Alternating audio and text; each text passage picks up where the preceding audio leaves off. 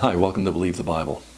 At times you might run into someone who believes, and it's pretty prevalent out there, that there is only one gospel. I used to believe that. That was no other reason to believe otherwise, that there's just one gospel. Believe in Jesus.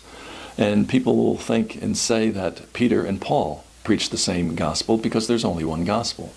And they won't understand there are a number of gospels, probably about a half a dozen gospels in the Bible. You can see videos on that that I've done.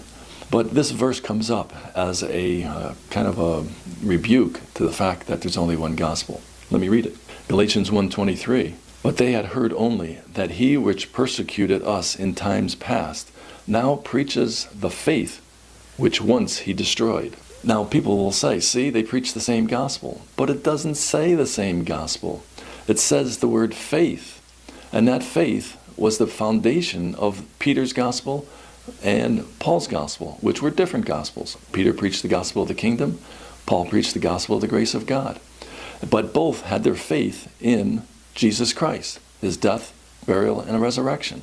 But they both preached Jesus differently. Peter preached him as the coming Messiah, the one who was going to reign, the king, the Messiah that was crucified.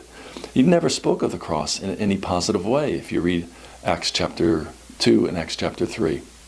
But you see, Paul, he preached the gospel as the grace of God, and that the cross was a positive thing. So yes, the faith was the same. The faith in Jesus Christ, faith in God, that was the same.